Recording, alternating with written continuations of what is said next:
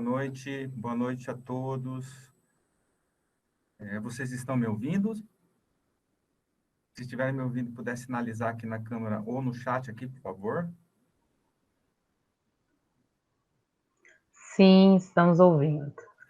Doutora, uma boa noite para a senhora. Boa noite. Bem-vinda.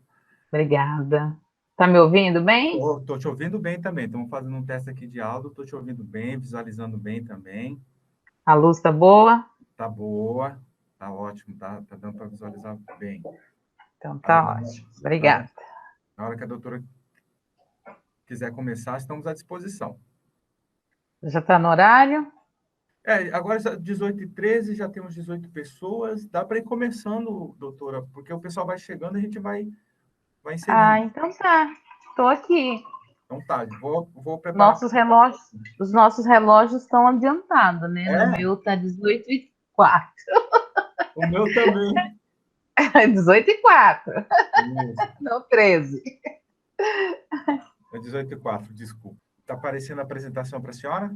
Está. Tá, maravilha. Toda à disposição, doutora. Tá. Se eu não enxergar muito, você desculpa aí, porque eu estou de lente nova e estou me adaptando. Tudo bem, doutora. Tá bom? Tá certo. Podemos começar? Pode ir. À vontade. Tá. Então, eu quero desejar muitíssimo boa noite para todas as pessoas aqui presentes, que depois, no terceiro turno de trabalho, né, se dispõe a vir sentar conosco e debater um pouco mais sobre a questão das relações étnico-raciais. Então, é um privilégio estar aqui com vocês. Eu agradeço muitíssimo a presença. Desculpa.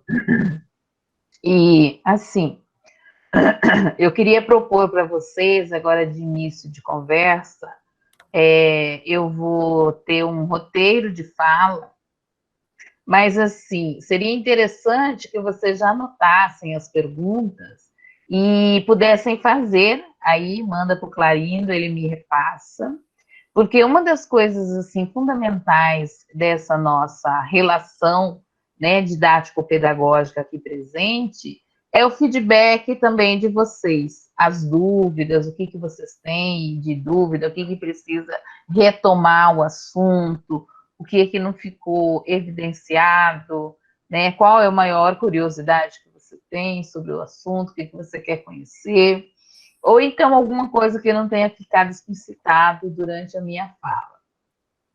Porque essa relação didático-pedagógico, eu acredito, assim como Paulo Freire, ela tem que ser dialógica, ou seja, eu estar vendo também, ouvindo o que vocês estão pensando, senão o sistema fica muito frio, né, e a gente não tem muito essa percepção durante o tempo da aula do que a gente acertou, ou se eu já estou falando coisa que não tem nada a ver para vocês, esse tipo de coisa, tá bom?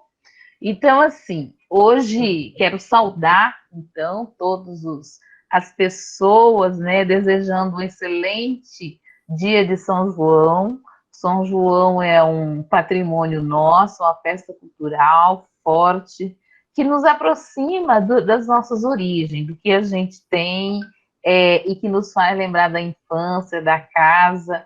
Isso é uma coisa muito bacana, né? Eu vou tirar aqui esse WhatsApp, só um pouquinho, pronto, que está me interferindo. Então, eu penso que essa questão da gente festejar São João é um dos motivos pelos quais a gente está aqui, que é a história e cultura da África também, né? O que esse dia nos traz e nos aproxima das nossas origens. Então, eu acho que uma ótima festa de São João, a gente não está tendo festa, não está tendo aglomeração, mas o espírito está muito legal. Nossa, até esqueci de ver a tal da lua rosa, lua morango, que seria agora às 17 horas, já passou então o tempo. Mas a gente está com noite de belas luas, né? Linda, linda, linda. Eu sempre falo que na lua cheia eu saio para fora para tomar banho de lua, que eu acho que é uma coisa muito boa. A lua está invejável, então é isso. Então, vamos começar. Clarindo, pode passar, fazendo favor. Então, o nosso grande objetivo hoje é discutir a educação para a cidadania, né? E aí, dentre essa educação para a cidadania, estamos destacando o que existe no Plano Nacional de Implementação das Diretrizes Curriculares Nacionais para a Educação das Relações Étnico-Raciais e para o ensino da história e cultura afro-brasileira e africana. E o outro é as orientações e ações para a educação das relações étnico-raciais.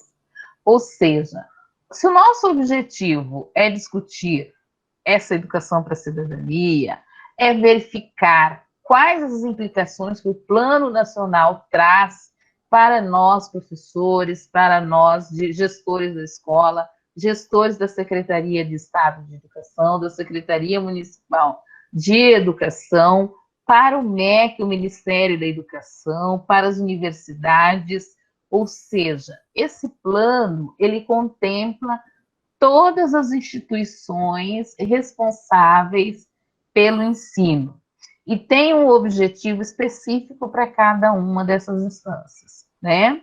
Então, a gente tem que, para colocar, aplicar, eu fiquei assim, entre quando planejar, o que trazer, né, para esse momento. Mas eu penso, e aí eu tenho exercitado, que uma das coisas que faz com que a gente também se fixe no objetivo de um Plano Nacional de Educação, Plano Nacional de Implementação dessas diretrizes, é reconhecermos também a nossa história, tá? Porque se a gente não consegue reconhecer história, reconhecer o que a gente fez, como a gente fez até aqui, a gente não consegue superar esses nossos limites, esses nossos desafios, as nossas dificuldades, né? E as nossas limitações também.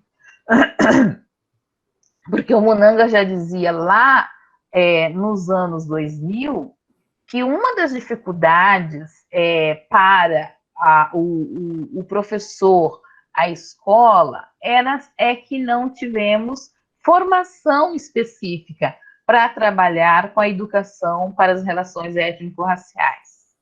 Então, é um problema, digamos assim, estrutural que a gente tem, né, na nossa própria formação, que nós estamos, que nos acompanha há longo tempo, certo?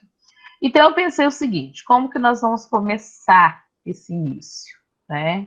E aí eu venho aqui numa perspectiva que eu trouxe um vídeo para vocês, e é um vídeo didático de sala de aula.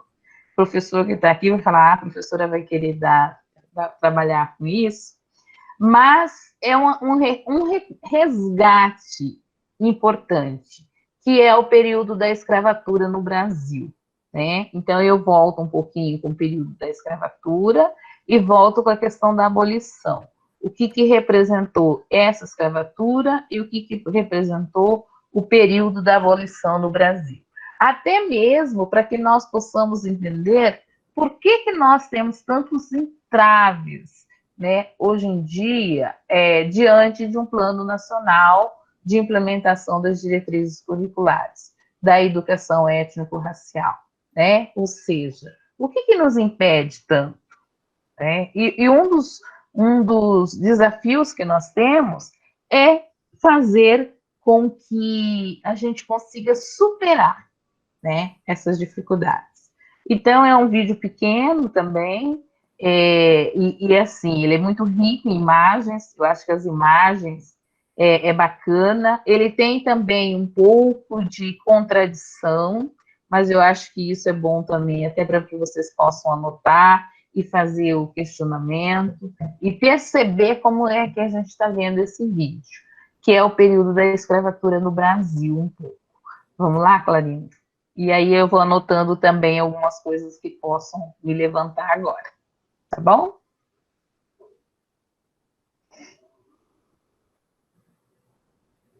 Existe alguma coisa melhor que viajar? Claro que sim! Viajar com até 50% de desconto.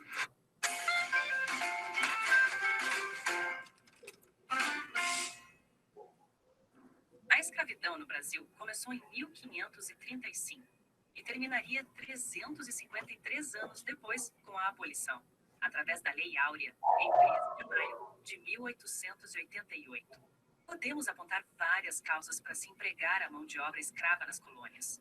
Portugal tinha uma população pequena e não tinha condições de dispensar parte de seus habitantes para sua colônia americana. Para suprir os braços que faltavam, os colonizadores usaram a escravidão, que já era praticada na África, na Europa e no mundo árabe. O transporte de pessoas escravizadas fomentou a produção de embarcações, alimentos, vestuário e armas. Além disso, os traficantes de escravos tinham que pagar impostos ao Estado, como toda atividade econômica que se preze. Por isso, o tráfico negreiro representou um ótimo negócio para a Europa e movimentava grandes capitais nos 3 continentes. Desta maneira, portugueses, espanhóis, franceses, holandeses e ingleses tornaram a escravidão um negócio lucrativo. Superlotaram seus navios com negros africanos para serem vendidos nos portos brasileiros e em toda a América.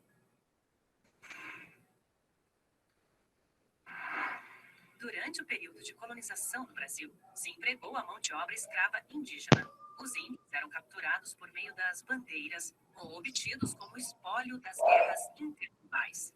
As bandeiras eram excursões de homens que iam pelo interior do Brasil em busca de indígenas para vendê-los aos fazendeiros. Também era possível obter indígenas através das alianças estabelecidas entre os portugueses e as tribos. Quando a guerra entre nações indígenas rivais terminava, os derrotados eram entregues aos portugueses para serem escravizados. No entanto, a mão de obra mais usada para o trabalho foi a negra africana. Por muito tempo, se ensinou que o índio não servia como escravo, por ser preguiçoso, e por isso os portugueses teriam preferido escravizar o africano. Na verdade, a escravidão de indígenas somente seria abolida no século XVIII, e, portanto, esse argumento não tem sentido. O que aconteceu era que escravizar africanos era muito mais lucrativo do que escravizar indígenas. Por isso, os europeus preferiram investir no tráfico negreiro. O impedimento para a escravização do indígena foi a oposição dos religiosos, sobretudo dos jesuítas, que protegiam aldeias inteiras em suas missões.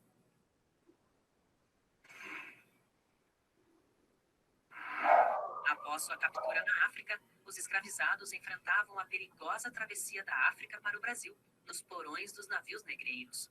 O transporte era tão brutal que se calcula que 1/3 não sobrevivia à viagem. Por isso, receberam o nome de tumbeiros, pois se tornaram a tumba de muitas pessoas. Ao aportarem, os escravizados eram vendidos e passavam a trabalhar de sol a sol, recebendo uma alimentação de péssima qualidade, vestindo trapos e morando em senzalas, pouca higiene, adaptado apenas para evitar fugas.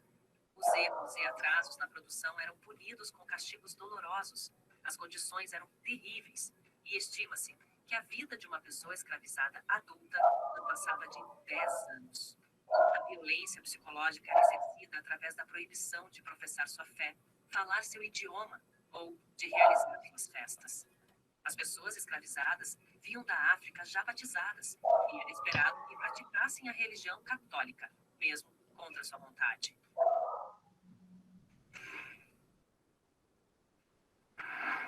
Os negros africanos foram empregados nas plantações de cana-de-açúcar, algodão, café, na mineração e em serviços domésticos de todo tipo. Na cidade havia os chamados escravos de ganho, utilizados para vender alimentos, carregar água ou auxiliar na administração de pequenos comércios. As mulheres negras ainda sofriam exploração sexual.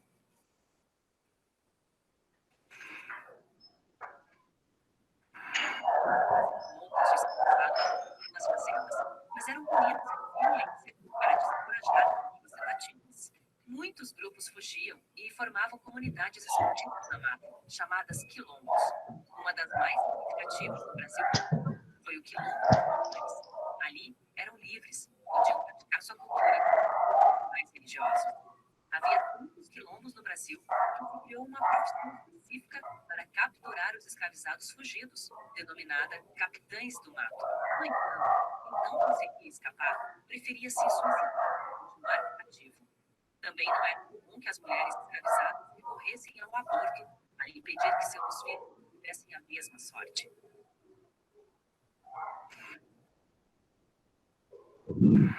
Os escravizados poderiam conseguir a liberdade através da carta de alforria, que podia ser obtida de várias maneiras. Em algumas ocasiões, o escravo de ganho podia ficar com parte do dinheiro obtido com a venda de produtos e trabalhos. Desta maneira, muitos conseguiam comprar sua liberdade. Da mesma forma, as irmandades religiosas de negros, como as de São Benedito, reuniam dinheiro para comprar a liberdade para outros cativos. O senhor de escravos poderia conceder a alforria aos seus escravizados no seu testamento. Em 7 de novembro de 1831, foi sancionada a lei que dava liberdade a todo escravizado que chegasse ao Brasil, conhecida como Lei Feijó. Isso abriu portas para que vários cativos conseguissem na justiça a carta de alforria.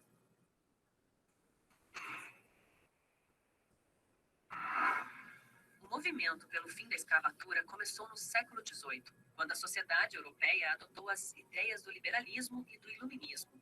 A partir daí, a escravidão passou a ser questionada, pois a privação de liberdade não combinava com os ideais iluministas e nem com a nova etapa do capitalismo industrial. Igualmente, a Inglaterra aboliu a escravidão nas suas colônias e a substituiu por trabalhadores assalariados. Por esta razão, a produção agrícola ali seria mais cara do que a portuguesa e não poderiam concorrer com os preços praticados pelos portugueses. Assim, era necessário transformar a mão de obra escravizada em trabalhadores assalariados, pois isto iria igualar os preços da produção. Por isso, a Inglaterra, que liderava a nova expansão capitalista industrial, aprovou a Lei Bill Aberdeen. Esta transformou a Marinha Real Britânica numa arma contra o tráfico de escravos, permitindo que suas embarcações abordassem os navios negreiros de qualquer nacionalidade. Então, importar pessoas para serem escravizadas acabou se tornando cada vez mais caro. No Brasil, o tráfico de escravos foi abolido com a Lei Eusébio de Queiroz. Mais adiante, a Lei do Ventre Livre garantiu a liberdade aos filhos de escravizados. Posteriormente, a Lei dos Sexagenários libertava os escravizados maiores de 60 anos. Todas estas leis foram acompanhadas de grandes discussões. Porém, a mais importante era, se os escravos fossem libertados, o governo pagaria indenização aos proprietários? Por fim, venceu a ideia de que os donos de escravos não receberiam nenhuma compensação financeira, desagradando a elite escravocrata. A abolição da escravidão foi realizada pela Lei Áurea, aprovada pelo Senado e assinada pela princesa Dona Isabel, dia 13 de maio de 1888. Isso retirou o apoio dos latifundiários escravistas à monarquia. Quando ocorre o golpe republicano, em 1889, os grandes proprietários de terra passam a sustentar um novo regime. Por outra parte, os ex-cativos se viram entregues à própria sorte, pois foram libertos sem qualquer plano e passaram a formar um enorme contingente de pessoas não qualificadas. A República pouco fez para mudar a sorte dessa gente.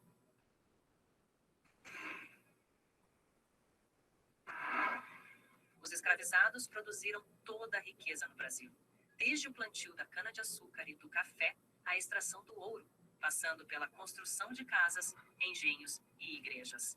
Isso marcou profundamente as relações sociais do Brasil, pois o trabalho braçal passou a ser visto como algo sem valor e, portanto, mal remunerado. Mesmo após abolida a escravidão, os negros enfrentaram a falta de escolas de formação, que não os permitiam romper o ciclo da pobreza. Embora não houvessem leis discriminatórias, os negros passaram a morar em lugares menos favorecidos e longe do trabalho. Isso gerou um forte preconceito racial que está presente até hoje na sociedade brasileira. Outra consequência da escravidão no Brasil foram as comunidades quilombolas, herdeiros daqueles quilombos que não foram derrotados. Calcula-se que existiam cerca de 3.000 comunidades quilombolas, onde ainda se conservam as tradições artísticas e técnicas de cozimento e cultivo. Também na religião, vemos o traço da escravidão no Brasil. Como eram obrigados a praticar uma religião estranha, os negros africanos passaram a identificar os santos católicos com seus orixás, e assim surge o sincretismo religioso que verificamos no candomblé praticado no país.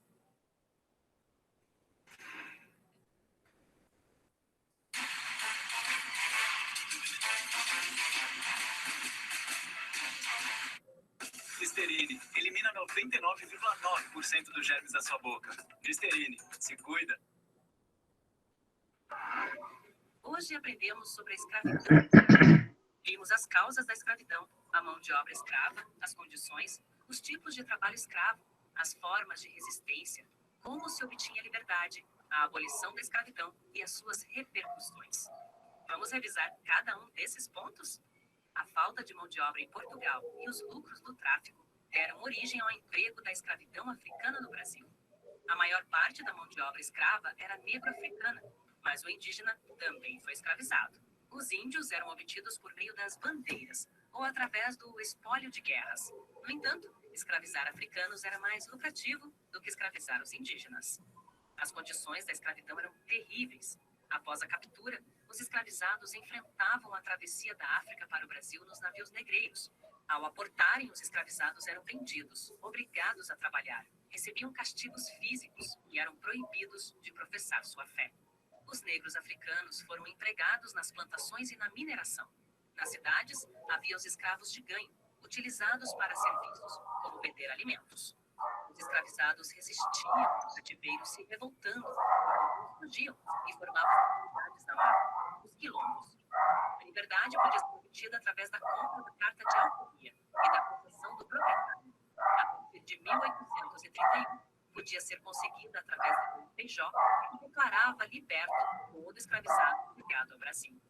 O movimento pelo fim da escravatura se fazia no século XVIII, quando a Europa adotou o liberalismo e o iluminismo. A Inglaterra aboliu a escravidão nas suas colônias e a substituiu por trabalhadores assalariados e começou a pressionar outros países para fazer o mesmo. No Brasil, a abolição completa da escravidão foi realizada pela Lei Áurea no dia 13 de maio de 1888. Entre as repercussões da escravidão no Brasil, temos a desvalorização do trabalho braçal, a desigualdade social e o racismo. E, igualmente, sobrevivem os quilombos que não foram derrotados. Chegamos ao fim de mais um vídeo do Toda Matéria. Temos outros conteúdos incríveis esperando por você no nosso site www.todamateria.com.br. Inscreva-se no canal e não se esqueça de compartilhar o vídeo. Até a próxima! Ok. Bom, gente, então como vocês viram aí, eu acho que esse período da escravatura, uma das coisas que a gente tem que entender é que a questão da escravidão, né, ela está presente na sociedade há muito tempo. A gente tem registrado o processo de escravidão. Está me ouvindo, Clarinho? Sim, estou ouvindo. Ah, tá. O processo de escravidão como uma forma de exploração econômica, né? Então, não é um processo novo e não é uma exclusividade da população negra, né? Então, a gente tem lá a população grega, o egípcio, tudo que tinha o sistema de escravidão. Então, esse é a primeira característica, ou seja, a escravidão não foi um processo peculiar e específico da população negra, tá?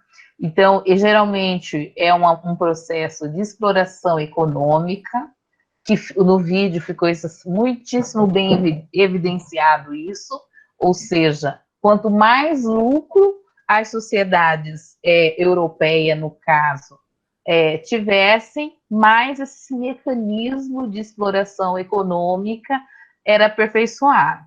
Então, acho que esse é o primeiro ponto, o primeiro aspecto, né, que é um sistema de exploração econômica, né? Evidentemente que, no caso do Brasil, essa exploração econômica, ela atingia, né, a população negra, especificamente, e a população indígena, né?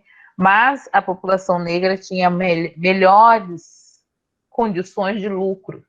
Primeiro que essa população negra era retirada da sua cultura, era retirada da sua terra, era retirada da sua origem. Traziam para um terreno totalmente novo. E de suas famílias, né? Eu acho que isso é super importante, né? Então, as famílias eram destituídas, completamente fragilizada para que se implantasse esse sistema de escravidão no Brasil. Esse era um ponto fundamental. E esse período da escravidão no Brasil foi um período muito violento com a pessoa negra. Primeiro era o navio negreiro, que atravessava, né, todo o oceano em péssimas condições de vida. O que acontecia nessa travessia dos navios negreiros? Muitas pessoas morriam, muitas pessoas morriam, porque as condições de alimentação, as condições de vida dentro desse navio eram totalmente insalubres, né? Então, chegava no Brasil um percentual muito pequeno daquele percentual que embarcava nos navios negreiros. Então, já existia uma morte, digamos assim, da identidade, a morte da pessoa na sua origem, na sua cultura, né? Porque elas eram totalmente desumanizadas, essa travessia aí do oceano. Então, esse aí foi um dos grandes coisas assim, totalmente desumano. Acho que a gente tem que entender isso, né? Primeiro, e segundo, o período de escravização no Brasil, né? Então, olha só, inicia-se em 1535 e dá-se a abolição em 1888, tá? Ou seja, 350 anos de período escravocrata, da pior forma possível no Brasil. E aí, quando a gente percebe que quando se dá essa abolição da escravatura, né, a abolição, o que acontece? Era uma lei assinada pela princesa Isabel, né, chamada Lei Áurea, e essa lei só tinha 2 artigos, gente.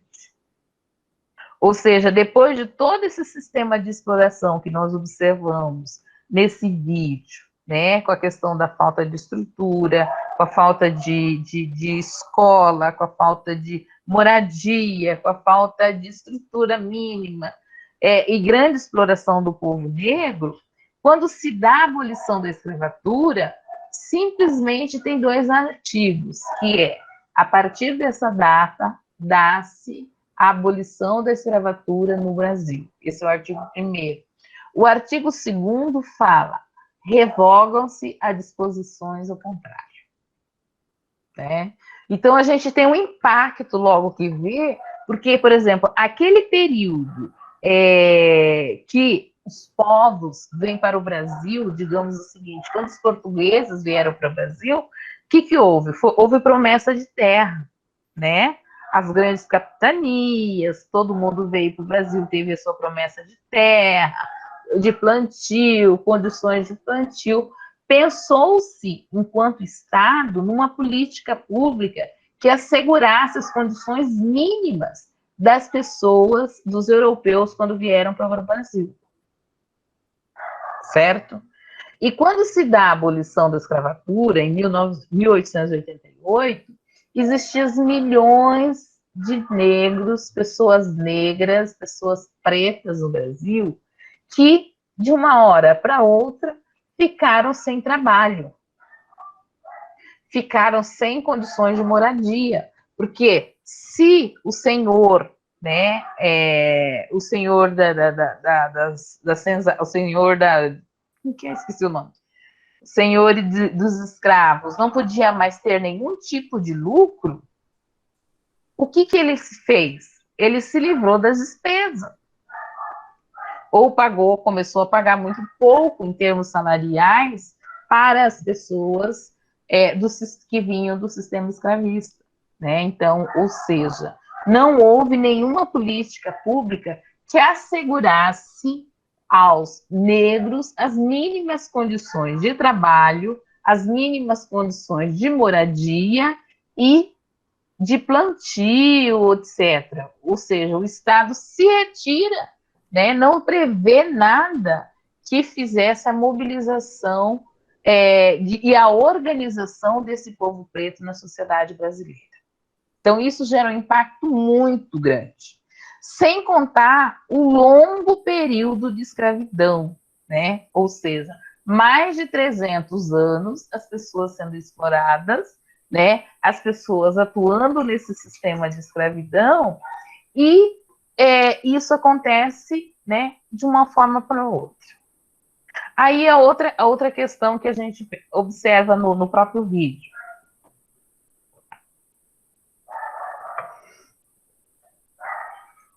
O Brasil, a sociedade brasileira, resistiu muito para que essa abolição acontecesse. Primeiro que era interessante o sistema econômico, né? Então aí a gente começa com os ingleses fazendo forte pressão, porque daí a Portugal permanecia, né? Era o sistema da colônia portuguesa.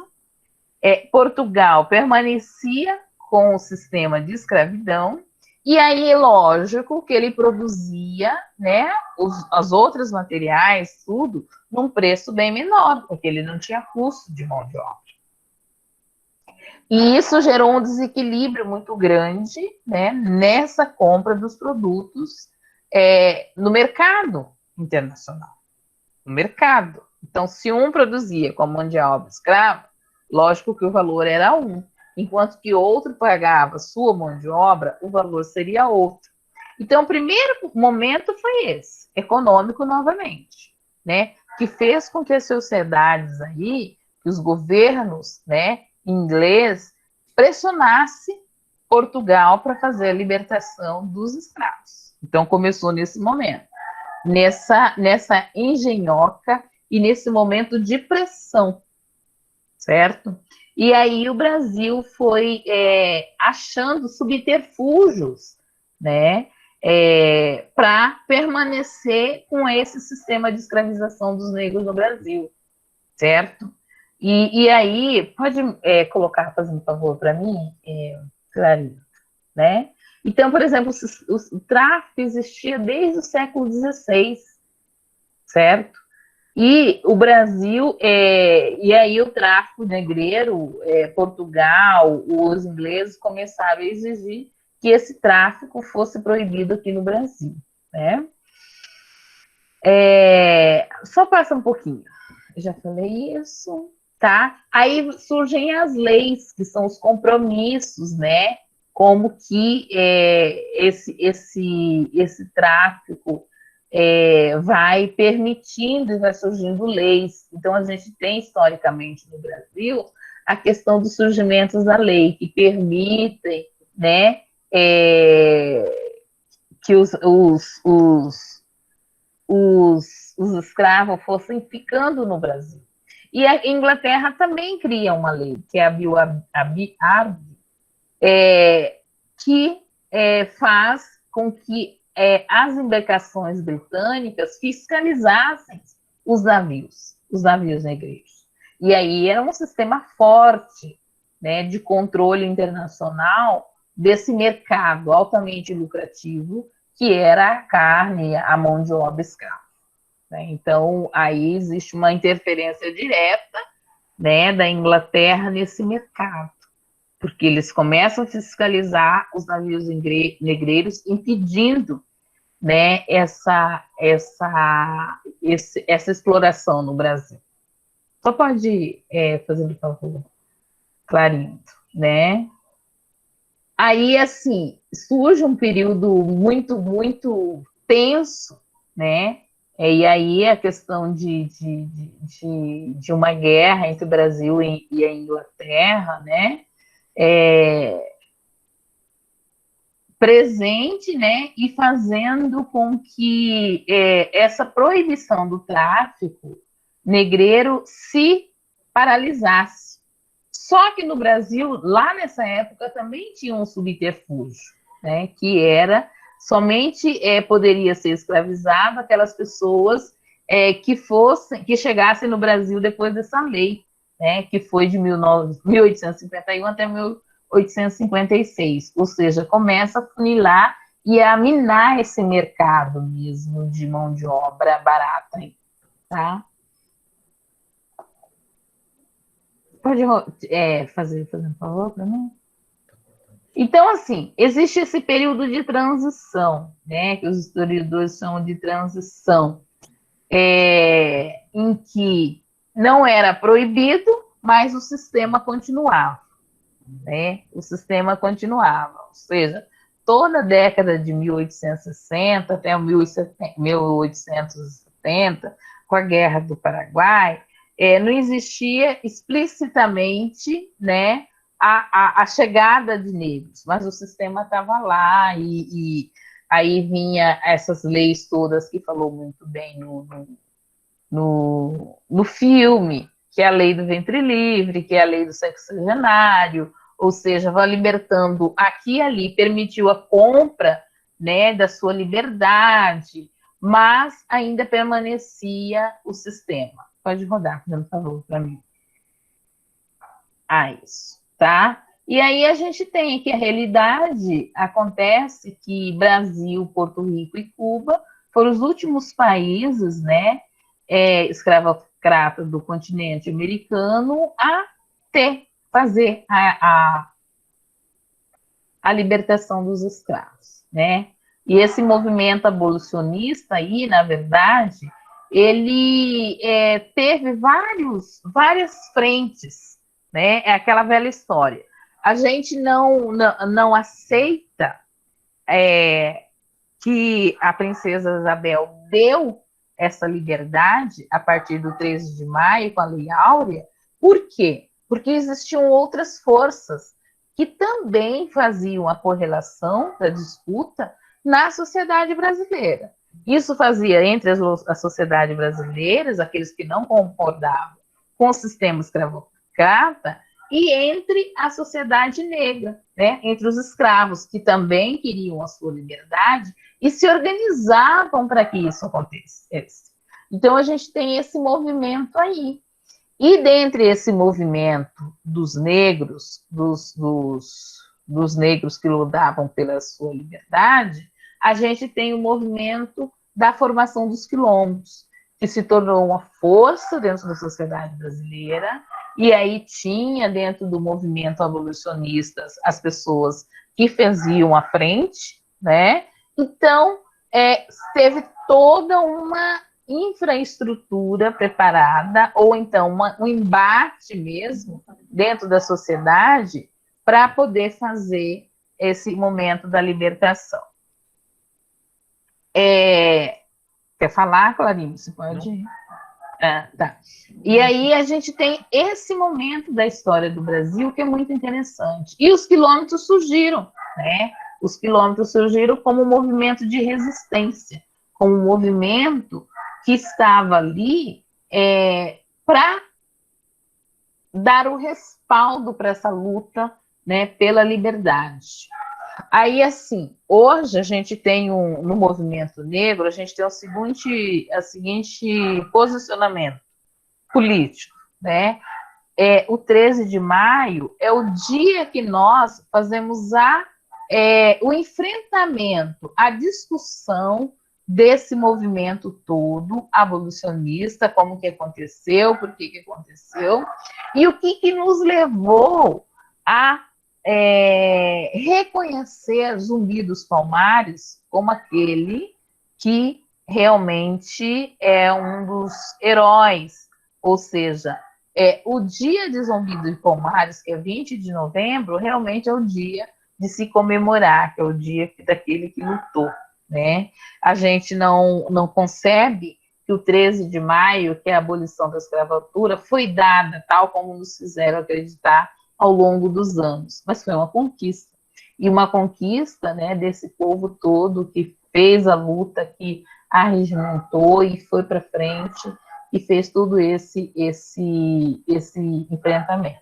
Então aí a gente tem uma inversão, né, que é isso, tira o foco do 13 de maio, como aquilo que nos foi dado, que aconteceu, a abolição foi dada, né, e voltamos para o 20 de novembro, onde houve a conquista da liberdade, pelas lutas consagradas aí no movimento negro, no movimento social, pelo movimento da época, né, da sociedade, pelos negros da época. Então, e tem uma inversão de todos os valores. Porque, como a gente observou, essa abolição, ela foi um movimento de pressão, e de pressão econômica. Não porque se pensava na população negra, né? Mas quem que vai ganhar mais ou quem é que vai ganhar menos. Ok, Clarinda. Aí o movimento abolicionista, que eu já falei, né? Então, ou seja, no Império está toda a crise aí, né? Existe toda uma articulação política para fazer esse abolicionismo, certo? E aí tem a lei do ventre livre, que são aquelas pessoas, aquelas crianças que nascem do escravo, né? Da mulher escrava, e aí a criança nasce livre. Então, teve vários momentos de transição, momentos de extensão, que, na verdade, eu leio assim, como um momento para retardar a abolição, um momento para retardar o direito das pessoas negras. Então, existem vários artifícios, parece que é conta-gotas para que isso aconteça. Mesmo sofrendo as sanções econômicas que passa a sofrer quando se mantém ainda o sistema escravocrata, tá? Aí tem a lei do sexagenário, 1885, ou seja, vai se liberando, né, aos pouquinhos, né, em que as pessoas mais idosas tinham essa liberdade, né? Ele completava os 60 anos, poderia ser liberto. Poucas aquelas pessoas que chegavam nesses 60 anos, diga-se de passagem também, tal a grande exploração do trabalho, então dava grande prejuízo. E aí tem a mobilização, né, abolicionista, que eu chamei de mobilização, tá? Tinham as associações, tinha mais de 25 associações entre 1868 e 1871, que defendia, né, essa questão da abolição. Tem o Luiz Gama, que foi um autodefensor desse movimento, né? E o crescimento a partir da década de 1870 a 88, né, como uma pauta presente na sociedade, certo? E aí, entre 1878 e 85, mais de 220 associações abolicionistas no país. Ou seja, a sociedade discutia isso freneticamente, né? Começaram a defender esse movimento. E o maior e mais famosa foi a Confederação Abolicionista, né? Liderada por André Rebouças e José do Patrocínio, que nós conhecemos historicamente aí, certo? E aí a resistência, né, registrada aqui como a resistência popular, que na época era altamente ilegal, que era a formação dos quilombos e dos negros fugitivos, os negros que tinham um pensamento e se juntavam e faziam essa defesa, né? E também criavam, né, rota de fugas, estratégias nos jornais para fazer as defesas, ou organizavam eventos, conferências, ou seja, faziam todo o movimento que a resistência, né, podia permitir aos escravos. É isso. E aí surgem os quilombos, né? Então, os quilombos é bacana, que vão se organizando as sociedades, né? Com um sistema de gestão bem arregimentado, bem forte, né? No país inteiro. Né? E aí tem um desses quilombos aqui no Rio de Janeiro, e surge o simbolismo do movimento abolicionista na década de 1870, né? E aqui no Rio de Janeiro a gente tem o primeiro quilombo reconhecido no Brasil, que é o Campinho, né? Eu já estive lá, uma coisa bem legal. E um dos símbolos do movimento abolicionista foi a questão da camélia branca. Mostra aí, Clarindo. A camélia branca, né? Esse é um símbolo lindo que o movimento negro do Rio de Janeiro utiliza muito. Eu tenho uma que ganhei lá do povo do movimento negro. É muito lindo o significado da camélia branca. Aí está na próxima. Aí a camélia branca era uma flor cultivada pelos quilombola no quilombo do Leblon e tornou-se um símbolo do abolicionismo do Brasil. Neste quilombo, os escravos cultivavam camélias brancas para vender, e com o tempo essa flor tornou-se símbolo da causa. Isso foi resultado da propaganda abolicionista, né? E portar uma camélia na abotoadeira do paletó ou cultivá-la no jardim da casa era um gesto político. Esse gesto demonstrava que a pessoa apoiava a causa abolicionista. Então é isso, na verdade. O que eu queria dizer? Que a gente tem que reconhecer, na verdade, a nossa história. A gente tem que voltar esse olhar. Como que foi retratado, né, no Brasil, como que isso se dá, né?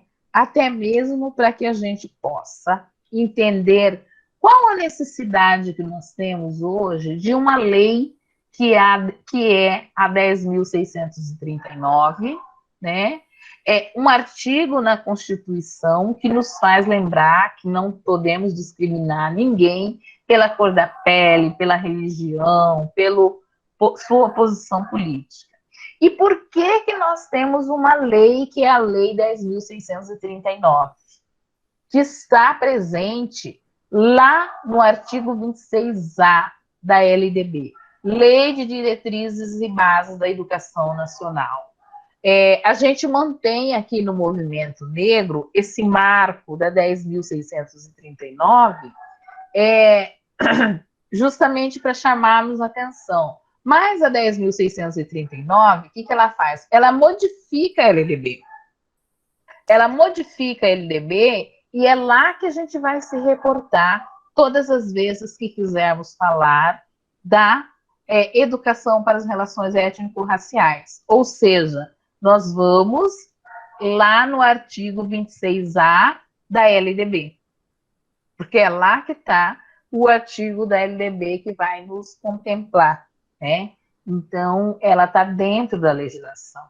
E não tem justificativa nenhuma que os órgãos oficiais do ensino desconheçam a Lei 10.639 ou o artigo 26A da LDB.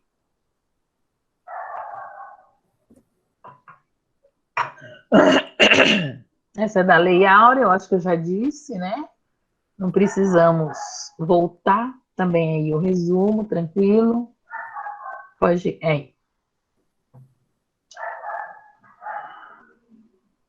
Certo. Acho que é isso. Aí nós temos o objetivo aqui. Eu penso que a Sheila trabalhou com vocês o artigo da Constituição Federal, a Lei 10.639, né? Hoje nós vamos trabalhar num Plano Nacional de Implementação das Diretrizes Curriculares, tá? Para a educação das relações étnico-raciais e para o ensino da história e cultura afro-brasileira e africana, certo?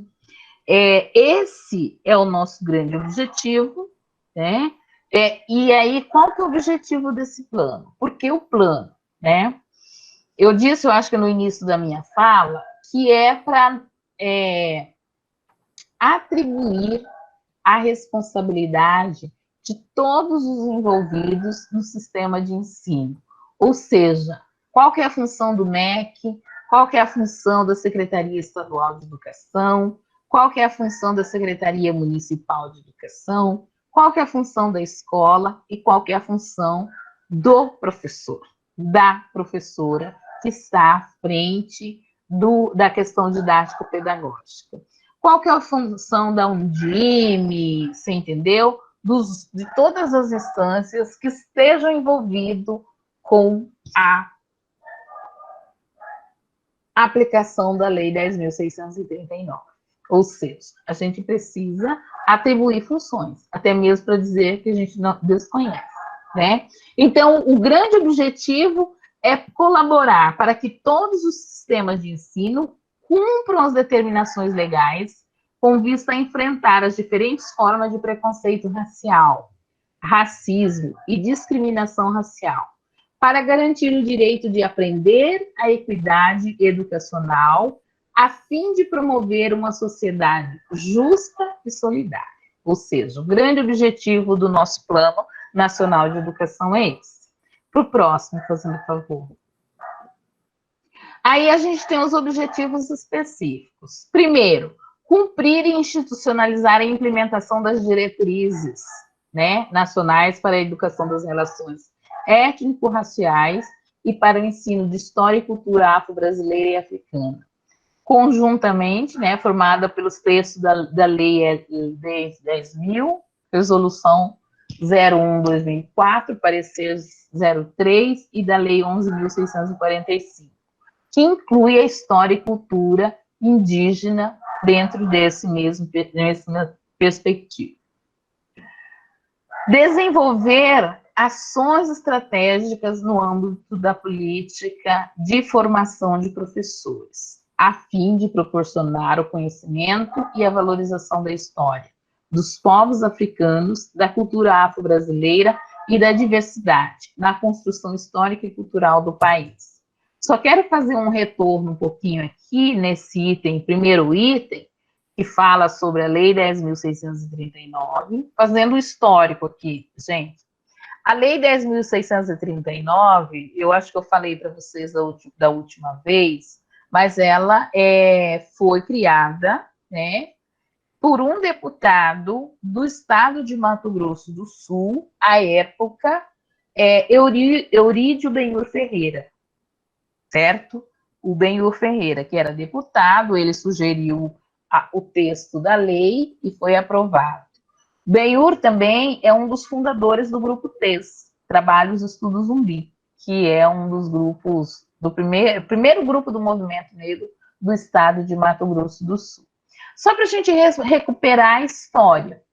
Aí, o parecer 003, que deu origem à resolução 01 de 2004, esse parecer 003, a professora Petronília Beatriz Gonçalves Silva, que era docente da Universidade Federal de São Carlos e conselheira nacional de educação, para ela relatar esse parecer, o que ela fez? Ela chamou pessoas que representavam as diferentes universidades brasileiras e o movimento negro para discutir o que seria interessante constar nesse parecer. Né? Então, foi um parecer que teve o olhar de diferentes pessoas, de diferentes partes do Brasil, e que traduz, né, para mim, esse parecer é extremamente rico. Toda vez que eu tenho dúvida, ou então quero aprofundar alguma coisa, eu volto lá no parecer, né, que é um parecer bem bacana, que traz tudo ali, né? E a resolução 01/2004, que originou aí, o parecer originou a resolução 01/2004, tá? E a lei 11.645, ela é proposta em 2008, certo? Ou seja, 5 anos depois vem a proposta de incorporar o texto da educação e cultura indígena no mesmo artigo 26A da LDB. Então, lá no artigo 26A da LDB, estão a história e cultura afro-brasileira e africana e indígena, tá? Então, a gente tem que ter esse recorte de lá no texto da LDB, que está dito isso também, tá bom? O próximo. O outro objetivo específico era colaborar e construir com o sistema de ensino, conselhos de educação, coordenadores pedagógicos, gestores educacionais, professores e demais segmentos afins, políticas públicas e processos pedagógicos, para a implementação das leis 10.639 e 11.645, que diz respeito à história e cultura indígena. Promover o desenvolvimento de pesquisa e produção de materiais didáticos e paradidáticos, que valorizem nacional e regionalmente a cultura afro-brasileira e a diversidade. Mais um pouquinho.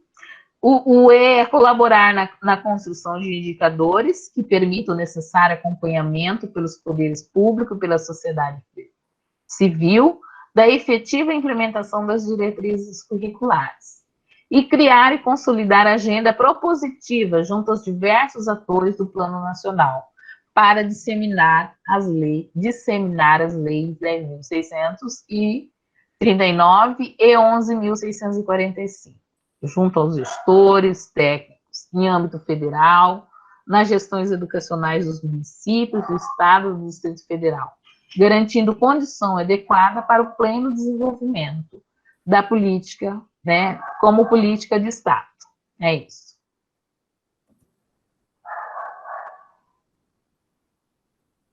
Isso, tá? Então, Clarindo, essa seria a primeira parte, né, que a gente preparou. Aqui eu vou continuar falando, aí eu acho que com algumas coisas específicas, mas se você quiser ter alguma intervenção, alguma coisa, essa é a hora. Tá. Porque daí eu vou... Vamos fazer o seguinte, vamos fazer um intervalo de 10 minutos, né, para o pessoal poder tomar uma água, nós também preparar aqui, arrumar para a gente passar a chamada, e voltamos às 19h10, tudo bem? Tudo bem, gente. Eu espero vocês aqui, não nos abandone, tá bom? Isso. Obrigado. Obrigada. Gente. Obrigada. Se alguém já tiver perguntas, vão colocando aí.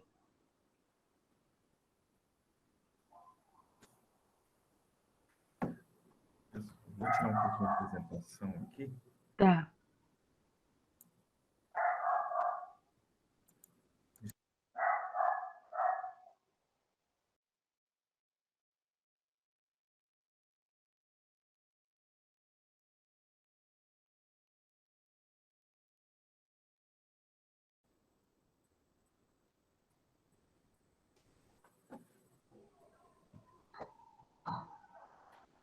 Gente, boa noite. Deixa eu só aproveitar a oportunidade para poder esclarecer. As aulas estão, as lives, né? As aulas estão acontecendo nas terças e nas quintas-feiras, tá? Semana que vem é a exceção. Então, só para eu poder esclarecer isso para vocês. Se eu não me engano, eu preciso verificar aqui, só para confirmar, mas eu vou escrever aqui no chat, na semana que vem só tem uma aula, e se eu não me engano é na quarta-feira. Aí volta na outra semana, terça e quinta. Tá? Mas pelo que eu estava olhando aqui na nossa programação. Tá? Eu vou encaminhar aqui para vocês no chat, só para a gente poder deixar isso claro.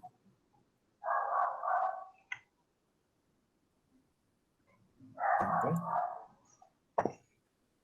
Professor, eu acabei tirando aqui da página, aqui parando. Vou adiantar aqui. Nos eixos. Nos eixos. Já passou.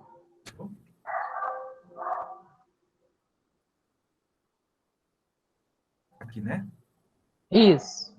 Maravilha. Professor. Pronto? Pronto, por favor.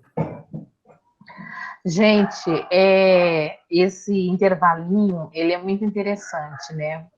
Porque se a gente permanece online por muito tempo, a gente também dispersa. Então, e que fica muito cansativo. Então, acho bem bacana. E nesse intervalinho, sabe o que eu fiz? Eu fui pegar alguns livros, né, que eu vou começar a falar, e aí eu queria mostrar para vocês. Talvez eu trabalho muito com os livros, o que a escola tem, gente. Essa aqui é a primeira versão das diretrizes curriculares nacionais para a educação das relações étnico-raciais. É de 2004. Normalmente, todas as escolas receberam, tá? Então, é um livrinho assim, olha, deem uma olhada. Ele tem uma menininha na capa. Se vocês forem lá, né, na biblioteca da escola, tem, geralmente tem, tá? Então, deem uma olhada. Aqui nessas diretrizes, a gente, ela está bem didática. Daí tem as questões introdutórias, tem as políticas de reparação e reconhecimento, tá? Tem a educação das relações étnico-raciais. A gente se pergunta assim, onde que nós vamos buscar esse conteúdo todo?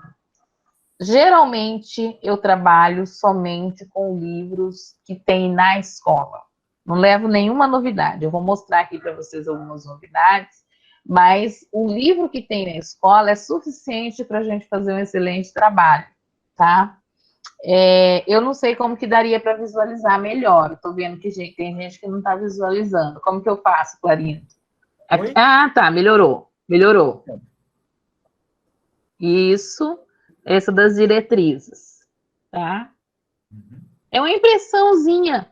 Eu gosto de ter documentos assim impressos que facilita o nosso manuseio, tá? Outro que tem na escola e que dá um excelente trabalho. Voltando. Ah, tá aqui. É esse aqui, ó. Esse aqui, essa é a versão de 2005. Eu tenho uma versão de 2005 e o outro, né, de 2010, eu acho. Um pouquinho. Aí, Superando o Racismo na Escola. Esse livro aqui tem todas as escolas, tá? Todas as escolas. Então, é um livro básico, bem básico mesmo, mas ele é fundamental para cunhar alguns termos e a gente ter a compreensão do que trabalhar na escola, do que trabalhar, onde que eu busco? Aqui, você entendeu? Então, por exemplo, tem aqui, ó, alguns artigos. A desconstrução da discriminação no livro didático, que é da Ana Célia, a discriminação do negro no livro didático, que é da Ana Célia, esse livrinho aqui, ó. Esses livrinhos é o resultado da pesquisa da Ana Célia, que ela produziu em 1988, tá? E aí ela já dizia as mazelas que nós tínhamos na educação e traz nesse livrinho aqui.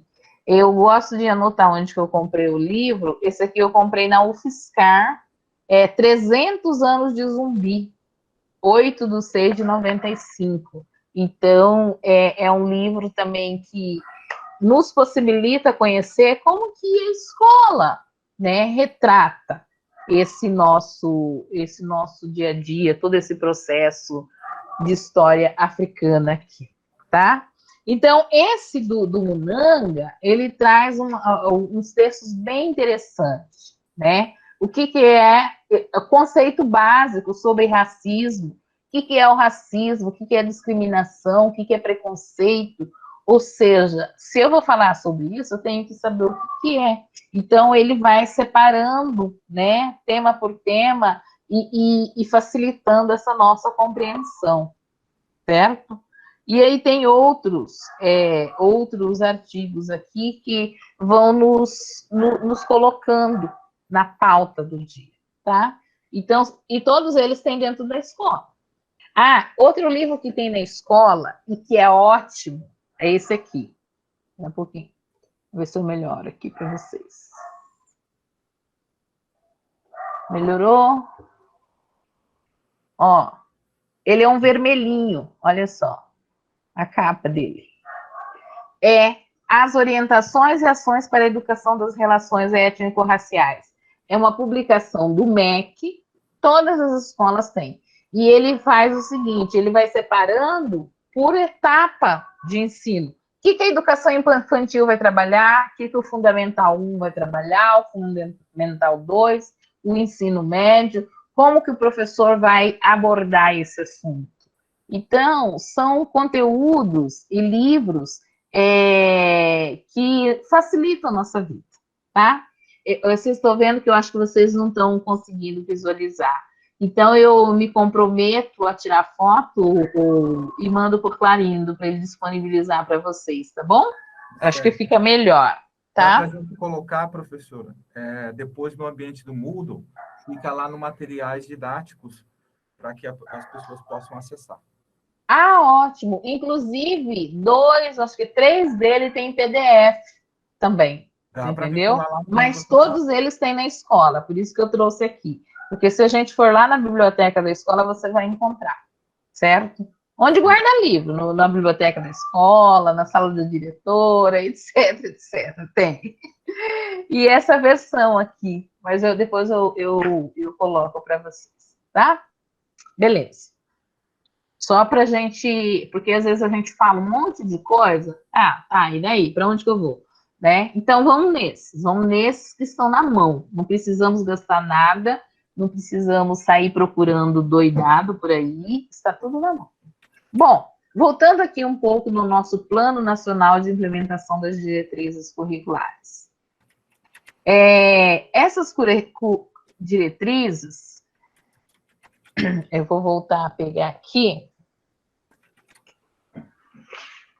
Elas são muito completas, gente. Essa aqui são as diretrizes, tá?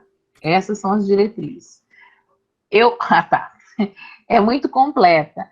E por quê? Porque ela vai dividindo, trabalhando por temas, né? O que você vai trabalhar nesse aspecto? Qual que é a obrigatoriedade?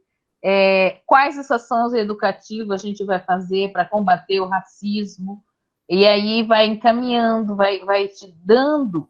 É um livro que a gente não pode perder da mão, sair da mão. Vai, volta, volta sempre nela, que fortalece o nosso fazer, sabe? Então, penso que é isso. Então, o plano, ele foi organizado a partir de 6 eixos estratégicos, tá? Primeiro, fortalecimento do marco legal, que é isso que eu falei aqui um pouco para vocês. Né? Ou seja, a Constituição Federal, a LDB, a Lei 10.639, 11.000, o plano, as diretrizes, o parecer, ou seja, tem um arcabouço de legislação fortalecendo essa implantação da legislação aí, tá? Desculpa. O segundo ponto, eixo melhor, é a política de formação. Para quem? Para os gestores e profissionais da educação. Ou seja, temos que buscar essa política de formação, né? E aí a gente fala, professor, de novo, vem trabalhar. A gente vem trabalhar, vem se capacitar, vem fazer uma formação, porque o assunto, gente, da questão da discriminação, do racismo, está na pauta do dia. Então, não tem como nós pararmos de nos capacitar, de fazer uma política de formação. O prefeito, a secretária de Educação municipal, estadual de Educação, fala, não, a gente já ofereceu uma formação em 2018. O assunto está em pauta. Então, não tem essa coisa da gente ficar esperando o que nós vamos fazer. Cada dia nós vamos melhorando, isso com certeza, mas sempre nos capacitarmos, tá? O terceiro eixo é a política de material didático e paradidático. Lá em 2003, eu falei para vocês que tinha somente 9 doutores na educação para as relações étnico-raciais, negros, que pensavam isso. Então, todos esses livros aqui, a gente precisa ter, né? A gente precisa ler, a gente precisa produzir, ou seja, tem que ter uma política para produzir material didático e paradidático, porque o professor também não faz milagre, né? Eu tenho que saber onde buscar, eu tenho que saber onde pegar, e eu tenho que ter um povo, né, que pensa isso. Então, um dos eixos é essa, a gente pensar na política de material didático e paradidático. E aí, a Sheila, que é a nossa outra componente, a principal componente do grupo, do curso, ela tem caminhado na construção de material didático, tá? Para a educação infantil, certo? Ou seja, a pesquisa dela, o trabalho dela é desdobrar material didático pedagógico para trabalhar essa questão das relações étnico-raciais com as crianças na educação infantil. Ou seja, eu faço isso nos últimos tempos, no meu curso de orientação de mestrado, eu tenho estimulado muito, né, porque é o que falta e é o que precisa que as escolas estejam. Se você é da educação infantil, vai pensar em material didático para a educação infantil. Se é do ensino fundamental 1, fundamental 2, ensino médio, quais os materiais didáticos que nós poderíamos pensar, né, para didáticos? Ou seja, é preciso produzir para que a gente faça com que aconteça dentro da escola, dentro da sala de aula. E a terceira é uma gestão democrática e mecanismo de participação social. Se nós vamos estar trabalhando com as diretrizes, tem que ser uma gestão democrática, tem que ter participação, a gente tem que ouvir, ou seja, não somos donos do conhecimento, não estamos ali que sabemos tudo, você entendeu? Quanto mais e melhor. Quanto maior participação, maior desdobramento vamos ter aí. O quinto eixo é a avaliação e monitoramento da implementação das diretrizes. E isso, gente, a secretaria é uma dos agentes, o Ministério Público, né, é um dos agentes, o Ministério Público faz a cobrança da implantação da lei, tem feito de uma forma bem orgânica, bem legal, eu tenho acompanhado o trabalho do Ministério Público nessa cobrança, né, esse monitoramento. E as secretarias também têm que fazer esse monitoramento com as escolas, com o que está acontecendo. E o sexto eixo é as condições institucionais, o que se tem para se fazer. Ok, Clarindo? Então, aqui está errado. É ações do governo estadual. Eu pensei, ou melhor, municipal. Eu pensei em municipal e escrevi estadual, tá? Ações do governo municipal, certo? Ai, que bom, que menino rápido. Que maravilha. Porque nós estamos no município, então vamos trabalhar o que está na instância do município, certo? Então, o que está colocado no plano da ação do governo municipal? Primeiro, apoiar as escolas para a implementação da Lei 10.639 e 11.645, por meio de ações colaborativas com os fóruns de educação para a diversidade étnico-racial, com os conselhos escolares, com as equipes pedagógicas e a sociedade em geral. Ou seja, a primeira coisa que o governo tem que fazer é apoiar as escolas, né? Então, isso está aí colocado. E aí, a necessidade de que a gente tenha orçamento previsto para isso, certo? A gente discute política pública, mas a garantia da implantação de políticas públicas é o orçamento, gente. Tudo que é importante está lá carimbado, está lá destinado ao orçamento para que isso aconteça, né? Nada existe por acaso. Nada existe por acaso. É preciso pensar se vamos implantar políticas públicas, se elas são importantes, esse apoio, essa coisa tem que estar lá colocada. Orientar as equipes gestoras e técnicas das secretarias de educação para a implementação das leis, tá?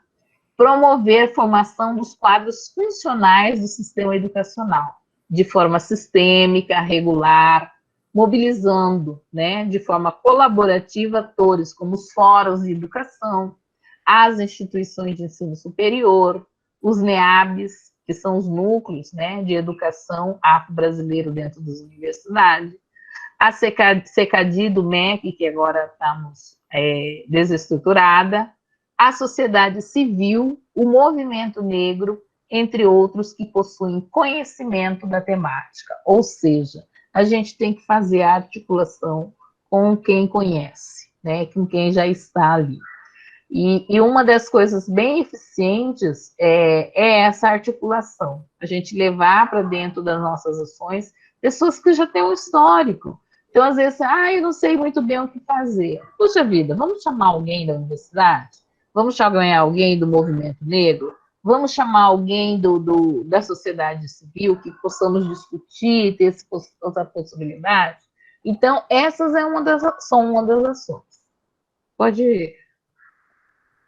A D, produzir e distribuir regionalmente materiais didáticos e paradidáticos, que atendam e valorizem especificidades artísticas, culturais e religiosas, locais e regionais da população e do ambiente, visando o ensino e a aprendizagem das relações étnico-raciais.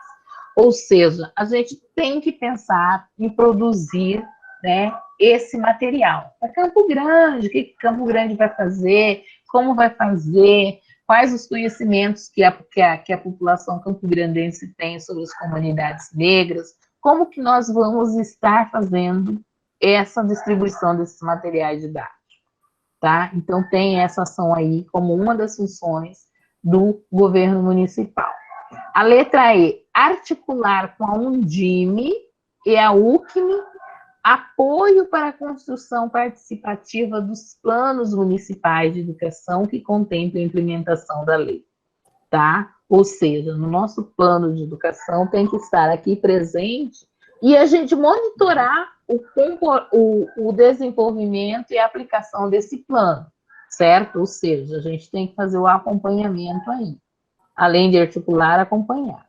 Realizar consultas junto às escolas, gerando relatório anual a respeito das ações de implementação das diretrizes.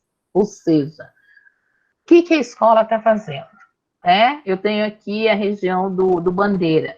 O que as escolas da região do Bandeira estão fazendo para implementar as diretrizes? Certo? Existe um monitoramento? O que a escola está precisando, o que ela está fazendo, ou seja, a gente consultar, né, e saber o que foi feito, o que não foi, etc, etc.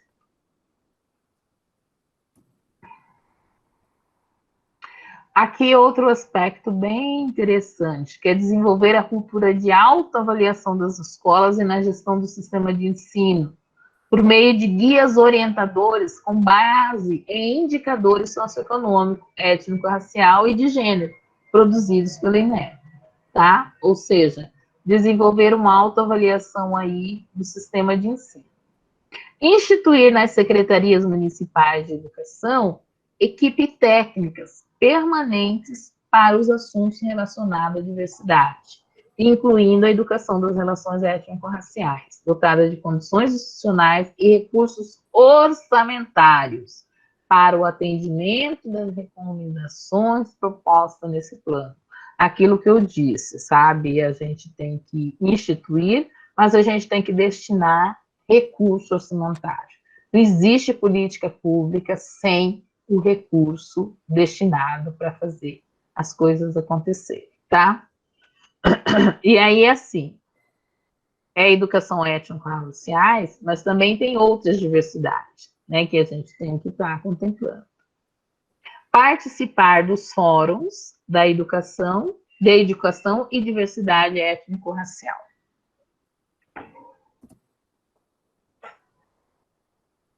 E agora, o que cabe para a escola?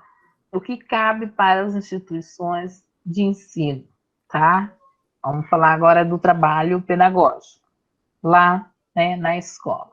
Primeiro, reformular ou formular, junto à comunidade escolar, o projeto político-pedagógico, adequando o seu currículo ao ensino da história e cultura afro-brasileira e africana, conforme o parecer 003/2004, e as regulamentações dos seus conselhos de educação, assim como os conteúdos propostos na Lei 11.645.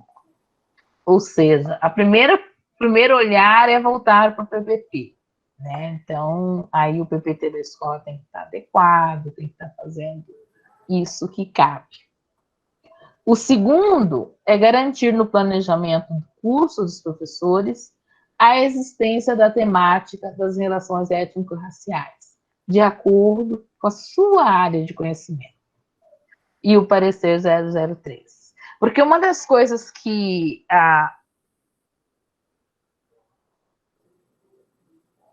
os professores, as professoras, quem está na sala de aula, é a dificuldade, como que eu vou incluir o conteúdo, né?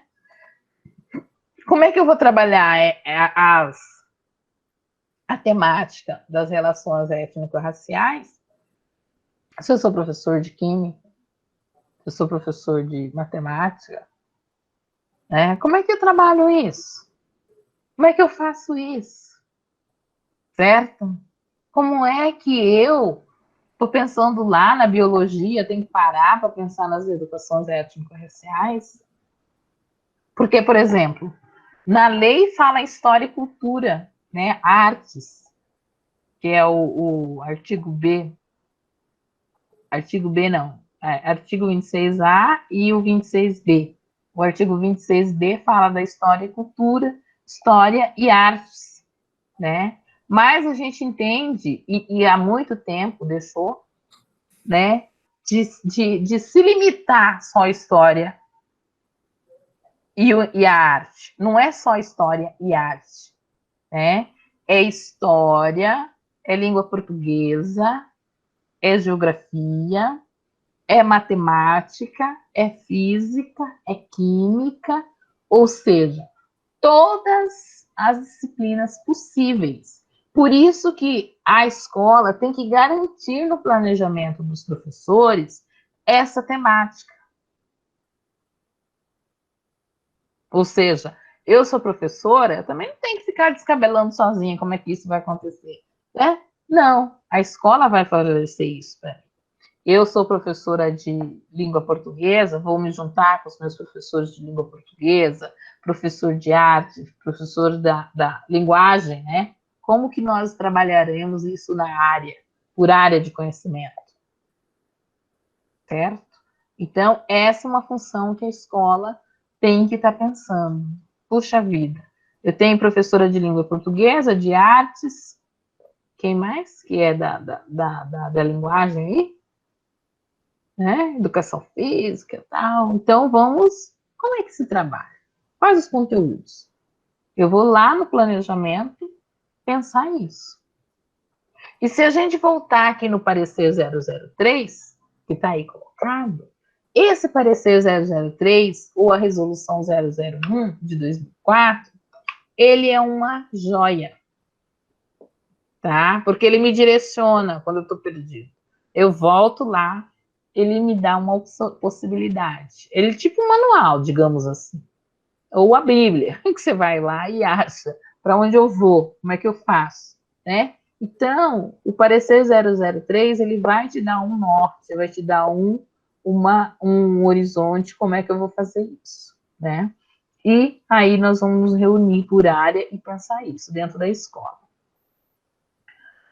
A outra atribuição é responder em tempo hábil às pesquisas e os levantamentos sobre a temática da educação para as relações étnico-raciais. Ou seja, a gente tem que fornecer dados também, né, para quem pesquisa.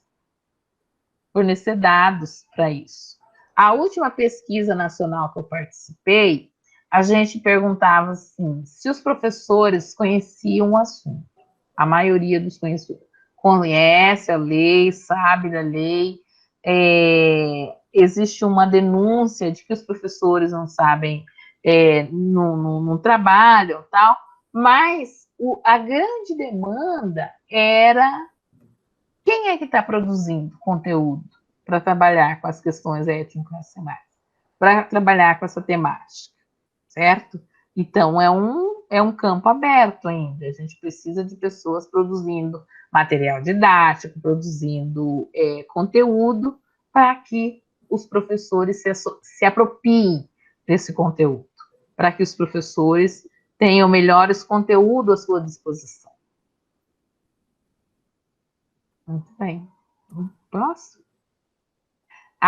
estimular estudos sobre a educação das relações étnico-raciais e cultura africana, proporcionando condições para que professores e professoras, gestores e gestoras e funcionários e funcionárias de apoio participem das atividades de formação continuada ou formem grupo de estudos sobre a temática. Ou seja, voltamos novamente na formação, né? E aí a formação na escola. Ou seja, eu como gestora, eu tenho que estar estimulando, propiciando, né, essa formação e essa participação. Quer falar? Não, pode seguir, doutor. Tá. Essa formação, né? Temos que estimular. Quem que vai participar desse curso de capacitação? São os professores da educação infantil. Então, muitos professores da educação vão participar dessa atividade. Outro momento, não, serão os professores do Fundamental 1, certo? Então, eu tenho que estar estimulando, né, e fazendo essa agregação, né, essa estimulação para que participe. Encaminhar solicitação ao órgão de gestão educacional, ao qual esteja vinculada para a realização de formação continuada para desenvolvimento da temática. Ou seja, né, além de estimular, a escola também pode solicitar ao órgão educacional, à Secretaria de Educação, ao núcleo, né, de diversidade, a realização de uma formação sobre a temática, ou seja, preciso pedir, o meu grupo acha que precisa ter esse conteúdo, né? Então, a escola tem que estimular e fazer essa solicitação ao órgão responsável, tá? Aí a outra é encaminhar solicitação ao órgão superior da gestão educacional, ao qual a escola estiver subordinada, para fornecimento de material didático-pedagógico e paradidático, com o intuito de manter o acervo específico para o ensino das temáticas das relações étnico-raciais. Por isso a importância da gente conhecer um universo, né, de conteúdo, de livros, se tem jogos, o que está vindo aí, né? Ou seja, eu tenho aprendido muito nos últimos tempos com as autoras africanas, sabe? E através da literatura. Então, assim, é uma leitura que eu quase não fazia, né? Eu sou daquela das políticas, então leio textos pesados, aquelas coisas. E tenho aprendido muitíssimo com os textos de literatura, com as autoras africanas. Né? Então, assim, e tenho me deliciado, na verdade, porque a gente sai daquele universo que a gente precisa, e aí, assim, ler os romances, ler a literatura, né, que traz um universo fantástico para a gente, e expande, nos tira desse chão aqui, árido, né, nos tira desse chão que coloca. E aí a gente vai ter mais argumento e mais capacidade para ler, para entender, para nos capacitarmos também, tá? Então, por exemplo, poxa, vamos pedir a compra desses livros, certo? Escolhemos 3 livros esse ano. A gente quer esses 3 livros aqui. Vamos lá, né? A gente já disse que para fazer o planejamento, o que nós precisamos? Nós precisamos de orçamento, né? E esse orçamento pressupõe essa compra de material didático também, tá? Ou seja, para você trabalhar as temáticas das relações étnico-raciais dentro da escola, certo? Mais um pouquinho.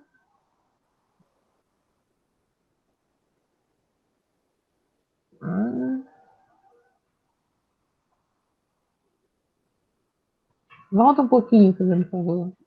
Assim. Tá. Encaminhar, tal. Isso. Aqui tem detectar e combater com medidas socioeducativas casos de racismo e preconceito e discriminação nas relações das dependências escolares. Gente, a gente quer ser sempre muito didático, muito democrático, né? O racismo é uma coisa que a gente não quer de jeito nenhum que aconteça nas nossas escolas, no nosso estabelecimento de ensino, no nosso, que eu digo, que é uma sensação de pertencimento que a gente tem, que é muito grande. A gente acaba falando nossa escola, nossa universidade. Mas, independente dessa vontade de que a gente não quer que aconteça, o preconceito, a discriminação e o racismo acontecem dentro da escola. Tá? Tinha um texto lá da Sheila no começo, que ela falava que a escola, que a Nilma Lino falava, que a escola não é diferente da sociedade que está. Não é. Por mais que nós queiramos que não haja esse tipo de atitude, existe. Então, por exemplo, uma das coisas para você estar atenta e detectar o que está acontecendo é perceber quando que está acontecendo preconceito, quando que está acontecendo discriminação, e muitas vezes ela é aberta, frontal, né, que a gente se assusta, mas muitas vezes ela vem disfarçada. Muitas vezes ela vem com um olhar de reprovação, um muxoxo, né? Muitas vezes vem com um choro na hora do recreio, umas 2, 3 crianças brigam na hora do recreio, vem chorando para dentro da sala de aula. Peraí, o que está acontecendo? O que aconteceu no intervalo agora, na hora do recreio? A gente não quis dar relaxar, né? Mas muitas vezes os nossos alunos negros, eles voltam chorando do recreio. Eu sei porque eu já trabalhei muito tempo na educação básica, trabalhei muito tempo como diretora de escola, né? E na escola que eu fui diretora, tinha 4 irmãs negras. 4 irmãs negras. Que o nosso desafio era sempre ver, né, como o que aconteceria aquela semana. Elas são negras retintas, e elas aprenderam também que o xingo, o tapa da hora do recreio, elas não levariam para casa, elas devolveriam. Você entendeu? Devolveriam. Então, assim, a gente tinha que ficar o tempo todo atenta para ver o que aconteceria na hora desse recreio. Porque ou elas batiam, ou elas choravam. Ou alguém ou outro estava chorando porque elas tinham batido, ou eram elas que estavam batendo. Então, nós professores, nós gestores, que estamos fazendo, a gente tem que detectar, né? E olha, e daí não é ficar quieto, né? Não temos que ficar quieto. Nós temos que conversar. Nós temos, tá, que dizer que aquela atitude não foi legal, que aquela atitude não é bacana, que existe outro modo de tratar, que existe outro modo de ser, e que as pessoas são iguais, independente da sua cor da pele, da textura do cabelo, do formato do nariz, da boca, do corpo. E aí reconhecer, né? Todos nós, a gente falou da última vez da formação dos corpos, né? O corpo indígena vem com uma identidade. O corpo negro vem com outra identidade. O corpo branco, nórdico, vem com outra identidade. Certo? Então, aí a gente tem que reconhecer o que está acontecendo. As pessoas têm que ser respeitadas, independente das suas características fenotípicas, das suas características que nos revelam a nossa origem, que é uma origem rica, né? Que é uma origem maravilhosa. O povo africano tem uma história lindíssima, o povo indígena uma história lindíssima, o europeu também. E todas têm a sua importância na construção da sociedade brasileira. Então, é isso. O assunto tem que ser debatido quando acontece. Tem que tomar medida socioeducativa, tem que conversar com as pessoas. Só assim a gente contribui mais, né, para evitar o preconceito, para evitar tipos de atitude que a gente não apoia. E, cada dia mais, ter aquela sociedade que a gente pensou, não tem esse tipo de atitude aqui, mas só não vai ter se a gente trabalhar sempre que surgir, certo? Ou seja, precisamos sim estar atentas, tá? Aí diz o artigo 6º da Diretrizes Nacionais.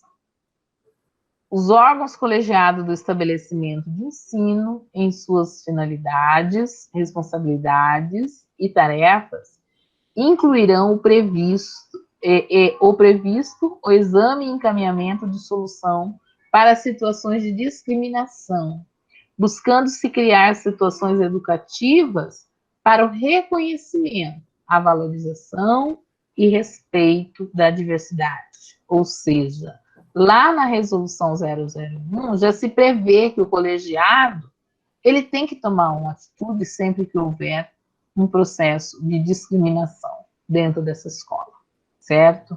E assim sim você vai estar reconhecendo e valorizando o respeito à diversidade.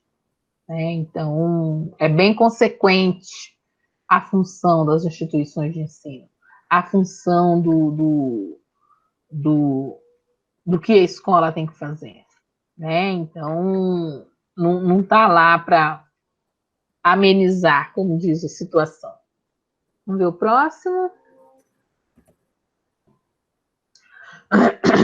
Aí é o seguinte, já quase caminhamos para a finalização, né?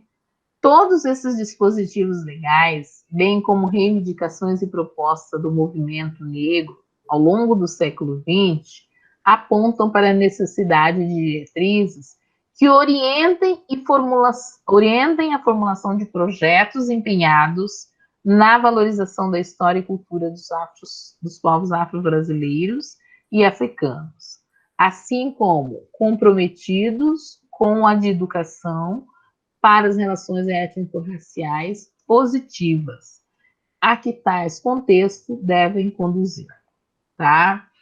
E, então, a gente chama da educação para as relações étnico-raciais, porque no Brasil é isso. A gente não tem uma exclusividade, né, de etnia, não temos uma exclusividade de que eu vou conviver somente com pessoas negras, ou que vou conviver somente com pessoas brancas, ou que vou conviver somente com as comunidades indígenas. Todas nós temos uma relação aí muito independente. E essa relação, ela tem que ser baseada no respeito, baseada na valorização da história. E reconhecer, gente, a diferença. Porque se a gente não reconhecer que o povo europeu veio para o Brasil com uma perspectiva e as condições que vieram eram uma, que o povo africano veio para o Brasil e numa condição diferenciada, e que o povo indígena que já estava no Brasil também tinha uma situação diferenciada, e aí pensando que todos esses povos têm história, cultura e participação na sociedade de forma diferenciada, tá?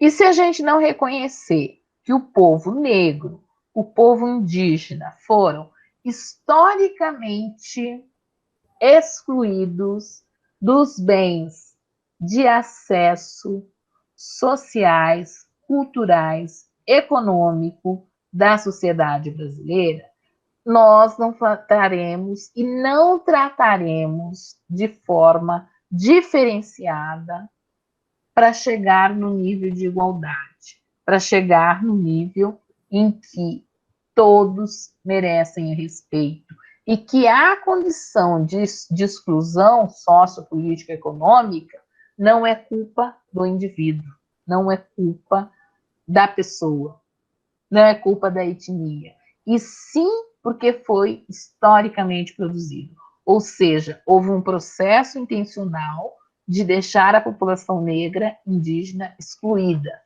desse bem de acesso. Só quando eu reconheço isso é que eu vou entender que aí sim eu vou tratar de forma diferente a população indígena, eu vou tratar de forma diferente a população negra, até que essas etnias tenham condições de ter o mesmo oportunidade na sociedade. Que eu tenha condições de ter as mesmas políticas de segurança, a mesma política. Aí, quando chegar nesse nível, a gente não precisa mais das cotas. Entendeu?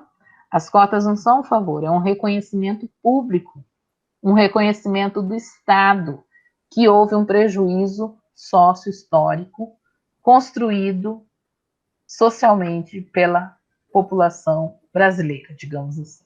Vamos se tratar do Brasil, tá?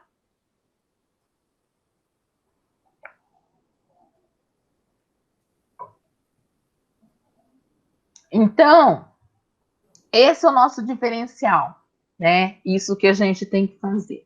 Por isso a necessidade da gente conhecer, da gente ir atrás. Eu estou sozinha na escola fazendo um trabalho. Peraí, com quem que eu chamo? Quem que será meu parceiro nesse trabalho? Né? Eu tenho, então a gente viu que tem função do professor, tem função da secretaria, tem função da escola, tem a função do MEC. Não estamos sozinhos nesse desafio. Não estamos sozinhos nesse reconhecimento, né? Nessa construção de uma educação voltada para as relações étnico-raciais positivas. Certo? É isso. Eu penso que estamos, né, no momento de conclusão dessa nossa desse nosso dia. Foi um dia de bastante fala, de bastante coisa, mas eu acho que foi um dia de pé no chão também, né? E eu acho que isso é importante, a gente saber onde que nós estamos pisando e para onde vamos, tá certo? Muito obrigada. Eu vi que a Rosana estava aqui, me deu um tchau, obrigada, professores.